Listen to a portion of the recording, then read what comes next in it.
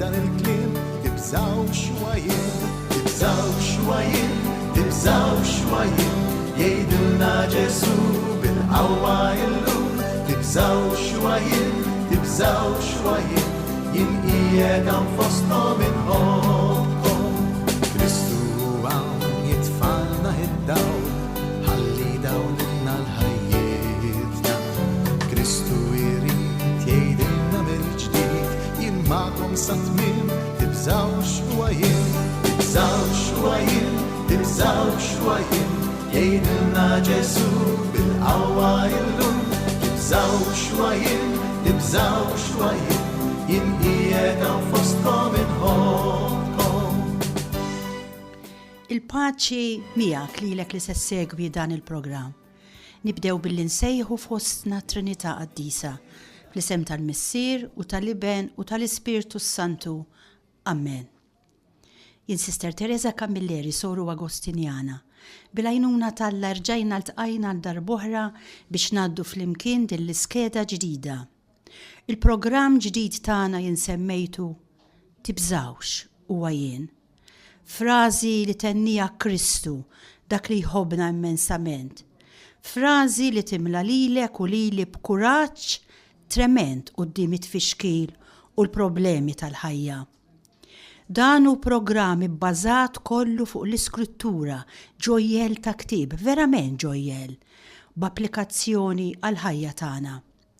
Id-darba l-oħra laqqajtkom ma' diversi personaġġi bibliċi mill-Antik Testament li flimkien magħhom rajna il-kuntrast enormi bejn il-kuraġġ u id-dnub ta' dawn in-nies kbar. Rajna wkoll id-djufija u anki il-kuraġġ trement teoloġiku tagħhom. Jekk tiftakru, flimkien magħhom skoprejna li Alla hu verament imħabba li jista' jagħti lilek u lili wkoll dan l-istess kuraġġ li talilhom. Jien eżis semmija qed nipprova nibbaża dawn il-programmi fuq l-iskrittura biex inħeġġeġ lilek li qed tisma' ħalli tibda tidra tqalleb l-iskrittura u ssir mitħla tagħha. Kemm hu sabiħ eżis semmija nidraw, nitolbu u nirriflettu bi kliem l-iskrittura. Il-maħbub Papa Ġwanni Pawlu II fost ħafna pariri li tagħna qalilna ħallu l-Vanġelu ikun il-kejl u l-gwida għad-deċiżjonijiet u l-pjanijiet tal-ħajja. Imbagħad jekk tagħmlu hekk qalilna, intom tkunu missjonarji f'dak kollu li tagħmlu u tgħidu. U kull fejn taħdmu u kull fejn tgħixu, intom tkunu sinjal tal-imħabba tal-Alla, xhieda kredibbli tal-preżenza mimlija mħabba ta' Ġesu Kristu. Għad ħsibt int li qed tisma' li fil-Bibja ma nsibux biss kliem Alla lill-bniedem, imma x'insibu? Insibu wkoll kelmiet il-bniedem lill-Alla. Bela nisimgħu lill-Alla jkellem lill-bniedem u nisimgħu lill-bniedem ikellem lill-Alla. Dan Alla. Xi ġmiel. L-unika definizzjoni li l-fidi tagħna tagħti ta' dan il-ktieb hija il-kelma tal-Alla miktuba. Ġesu Kristu jallimna li Alla Papà huwa dialogu, jħobb jiddialoga. U allura iva dan Alla kien kapaċi joħloq sieħeb ta' dialogu bħalma huwa l-bniedem, ekku jien u int. L-iskrittura tirrakkonta din l-avventura ta' dialogu bejn Alla u l-bniedem. Allura eżis semmija, ejjew nibdew inqalbu fl-iskrittura ħalli ngħixu din l-avventura ta' dialogu bejn Alla u bejna. Din id-darba jien se ndur ftit lejn it-Testament il-ġdid u minn hawn nażilt l-aqwa fost il-personaġġi li jeżistu fl-iskrittura. Personaġġ li huwa Kristu nnifsu. Se nieħu xi xeni hekk tul dawn il-programmi li huwa għex meta kien fostna bħala bniedem.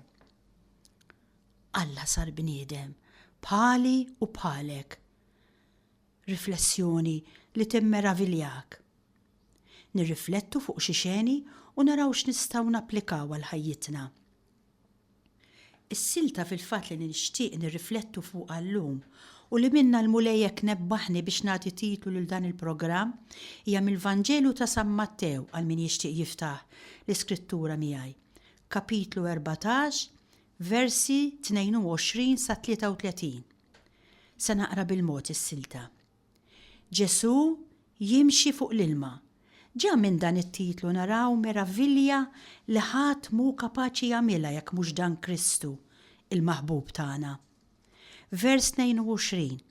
U minnu fih dan Ġesu ġiel li d-disċipli jitilgħu fuq id-dajsa u jmorru qablu x-xatt ieħor sakemm hu jibgħat lin-nies. Dan kien eżattament wara li Ġesu kien għamel dak il-miraklu kbir fejn tema lil-folla bil-ġuħ. Wara li bagħat lin-nies x'għamel? Namlu attenzjoni għal kull frażi li nisimgħu. Tela waħdu fuq l-oljiet. Għaliex? Biex jitlob. Ġesu jitlob. U jien u int nitolbu xejn.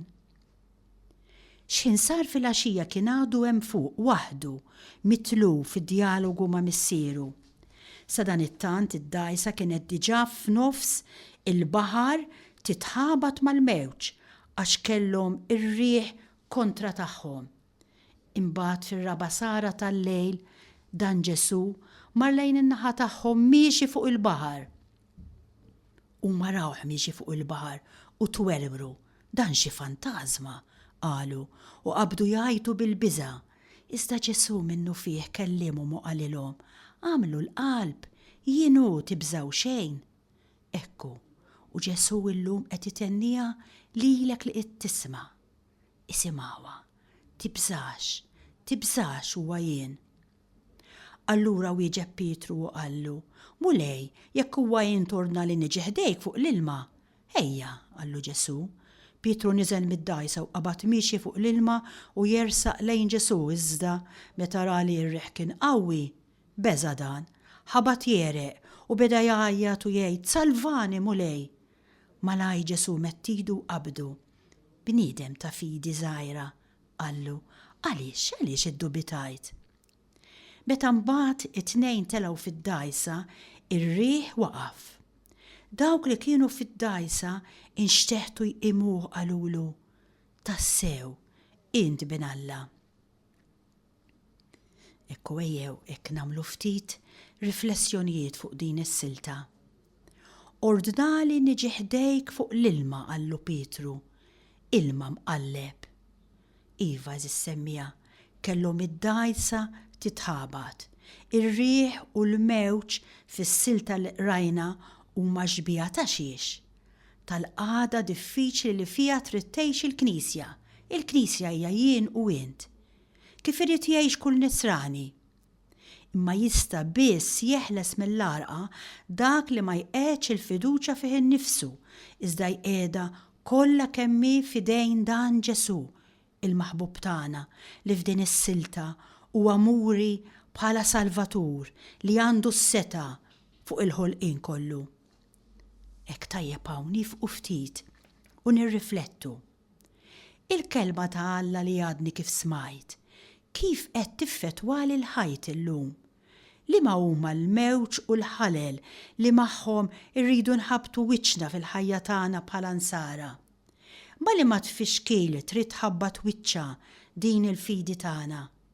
Ekku tajjeb inkomplu nistaqsu, il-fidi tagħna hija qawwija biżżejjed? Int li qed tismani lesta biex għall-kelma ta' Ġesu tagħmel dak li f'għajnejn il-bniedem jidher impossibbli? Ġieli ġralna li l-fidi tagħna ħassejniha tiddajjef? Għaliex naħsbu li ġralna hekk? Jien u int għandna ħila naraw il-preżenza ta' Alla fil-ġrajiet l-aktar ordinarji fil-ħajja ta' kuljum? Iva hi, min iwieġeb għas-sejħa ta' dan Ġesu biex jimxi warajh fuq il-baħar tal-ħajja m'għandux lej jippretendi li sejjer isib dejjem baħar kwiet u kalm li fuqu jimxi bla tfixkil.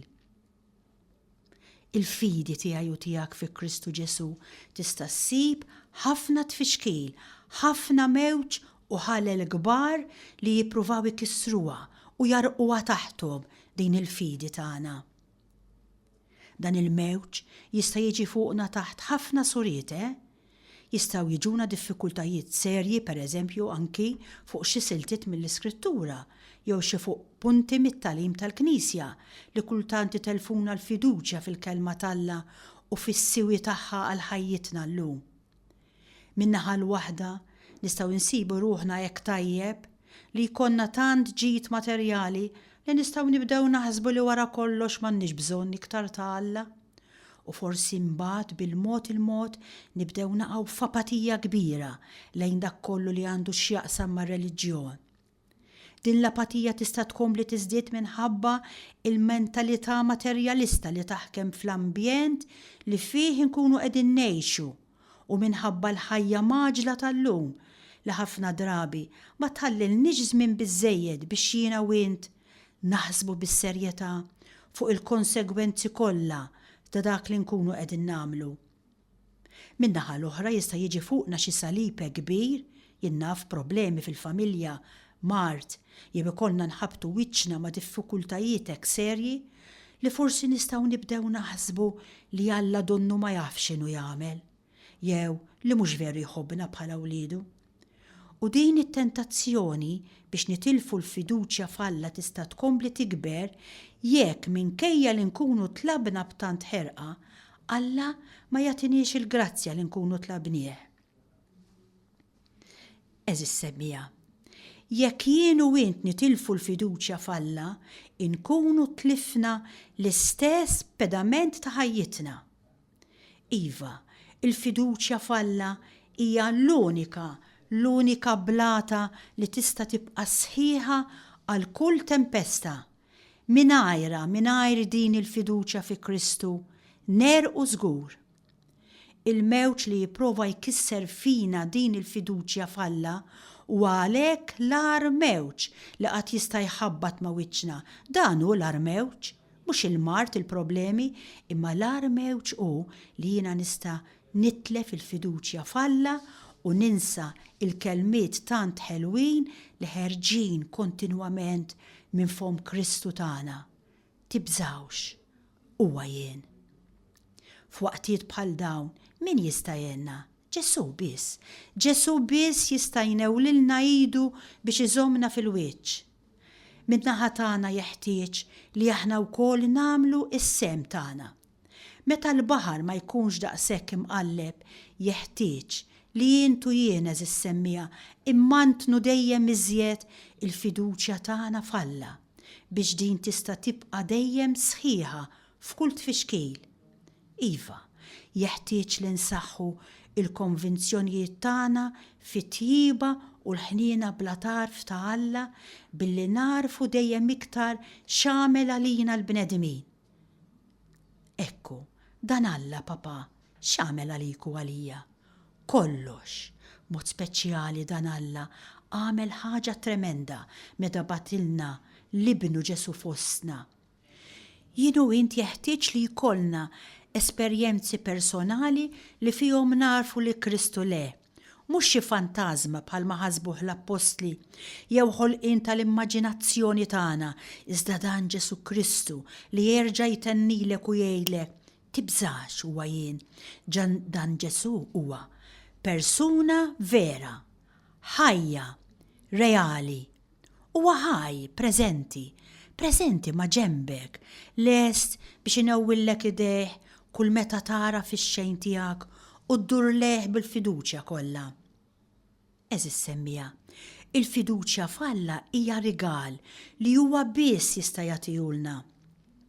Nitolbuh bil-ħeġġa ħalli jtihulna. Jeħtieġ iżda li intu int nieħdu ħsieba din il-fiduċja, insaħħuha u inkabruha. Ekku issa nifqu ftitek ħanamlu pawsa mużikali fejn sejrin nisimgħu silta verament sabiħa. Namlu attenzjoni għal kliem li fiha għax jimliena bil-kuraġġ. Għalikom is-silta. Take my hands, precious Lord.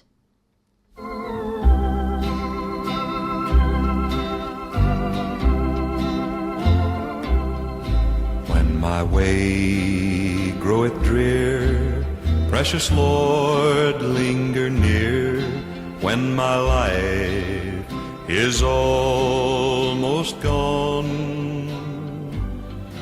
Hear my cry, hear my call, hold my hand lest I fall.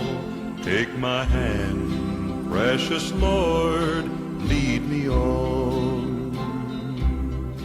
Precious Lord, take my hand, lead me on, let me stand. I am tired, I am weak, I am worn. Through the storm, through the night, lead me on to the light. Take my hand, precious Lord, lead me home.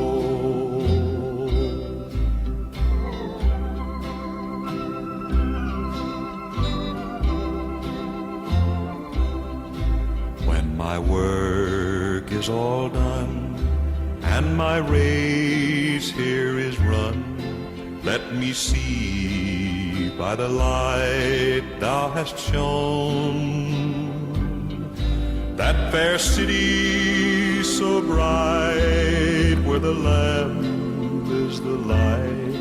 Take my hand, precious Lord, lead me on.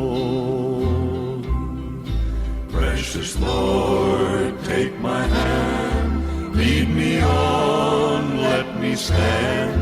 I am tired, I'm weak, I am worn.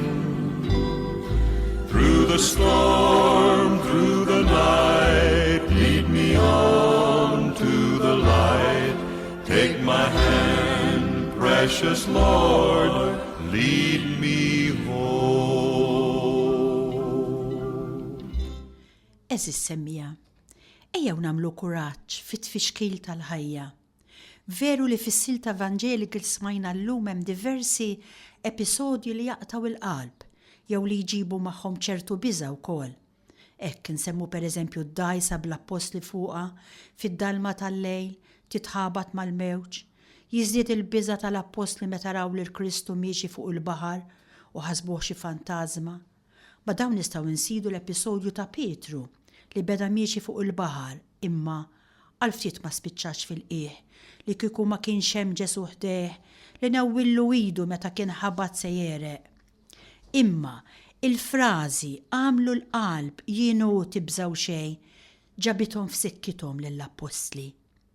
Kieku nieqfu naqraw bil-ferħ din is-silta meta nkunu mġarbin mill-ħajja, nintlew verament b'kuraġġ u tama bil-kliem ħelu ħireġ minn fom Kristu. Għamlu l-qalb jiena hu tibżaw xejn. Dawn il-kelmiet li qal Kristu lill-apostli meta kien fostna għadhom jidwu u jgħoddu għalik u għalija llum. Eżis semmija, ejjew nifmu li aktar ma jkun hemm djufija umana aktar tispikka din il-qawwa ta' Alla. Jekk nemmnu tassew fi Kristu nagħmlu ħwejjeġ tal-għaġeb u nħossu fostna l-preżenza tiegħu li tfarraġna.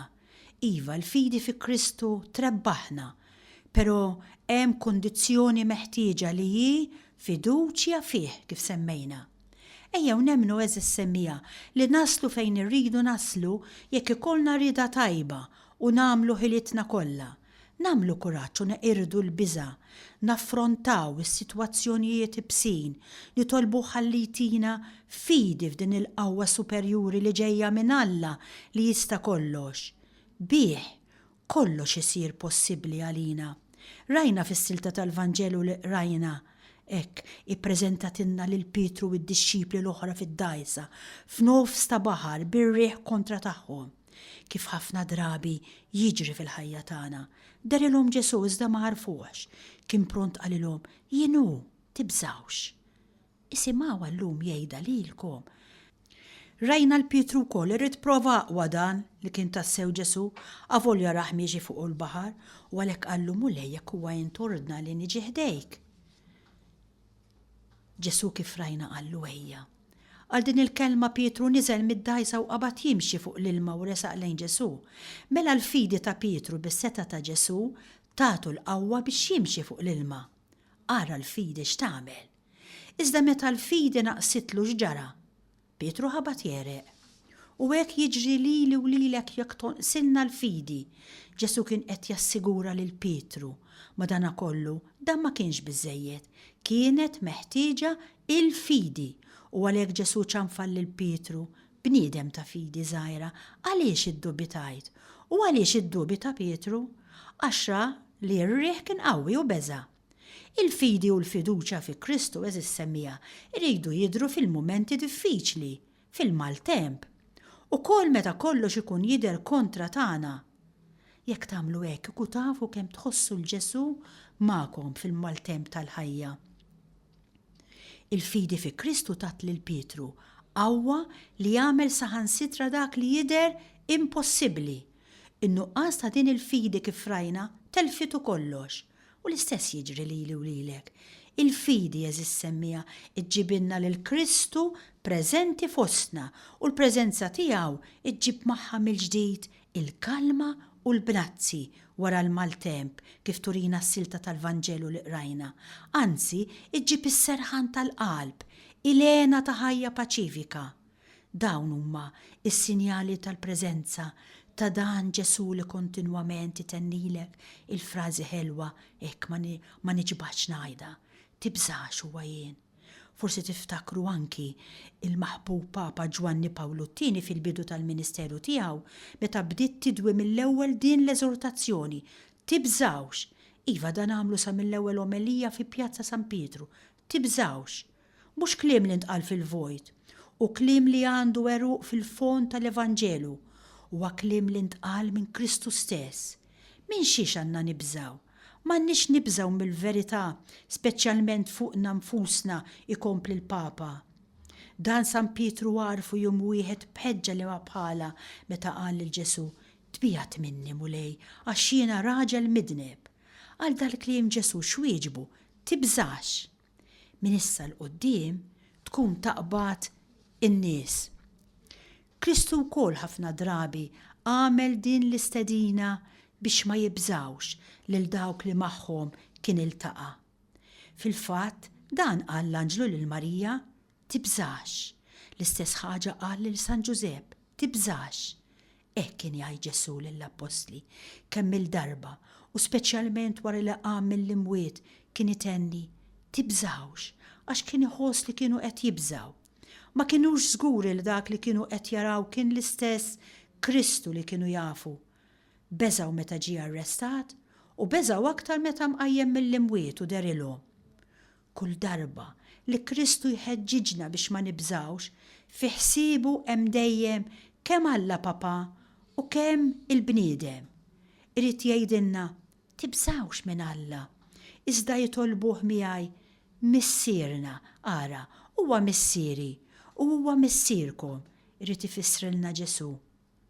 Tibżawx, tgħidu missier, anzi xtiequ li tkunu perfetti bħalu.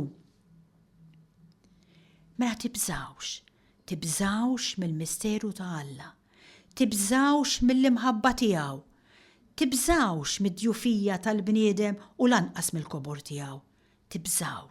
Tibżawx li tkunu xhieda tad-dinjità ta' kull persuna umana mill-mument ta' tnissil tagħha sal-mewt.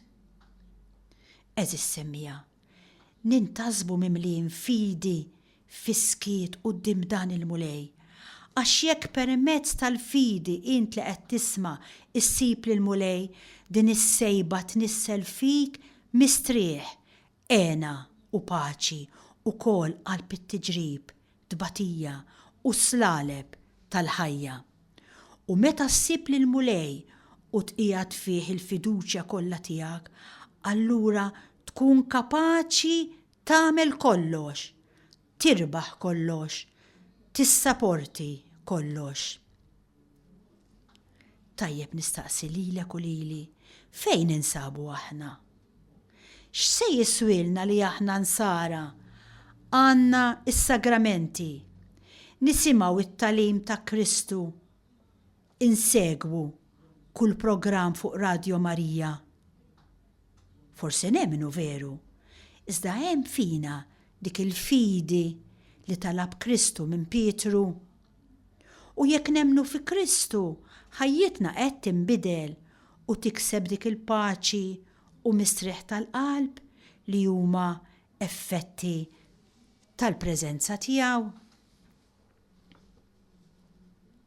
Tajjeb eżis semmija, qabel nibda naħseb biex nagħlaq il-programm, induru lejn il-Mulej u ngħidulu: Mulej, aħna il-kol sikwiet inħossuna bħall-apostli biex xewqa f'qalbna li nilħqu xatt ieħor u l-mezzi li għandna f'idejna huma foqra.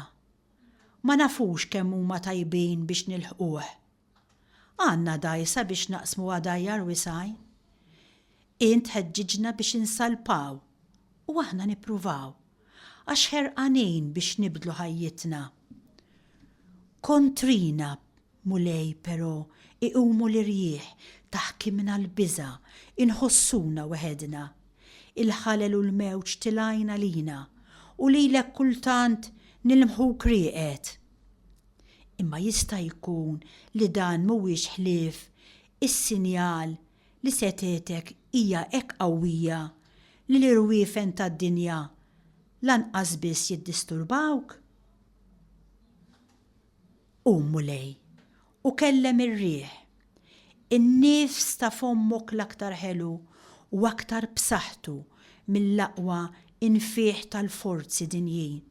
U għejdinna mill-ġdid li l-biża jiġi biss minn nuqqas ta' fidi fik. Għaliex aħna għadna bħad-disċipli fid-dajsa, ma rafniex sew minn int. Mulej, nitolbuk, roddinna mill-ġdid il-paċi fl-ibħra fil-problemi tal-ħajja u fi qlubna. Insellem u nirringrazzja lilek li segwejt dan l-ewwel programm tagħna. Il-paċi miegħek. Tibżaw xwajin, tibżaw xwajin, tibżaw xwajin, jgħidilna Ġesu bil-qawwa illum. Tibżaw xwajin, jien qiegħed hemm fosthom inħoss.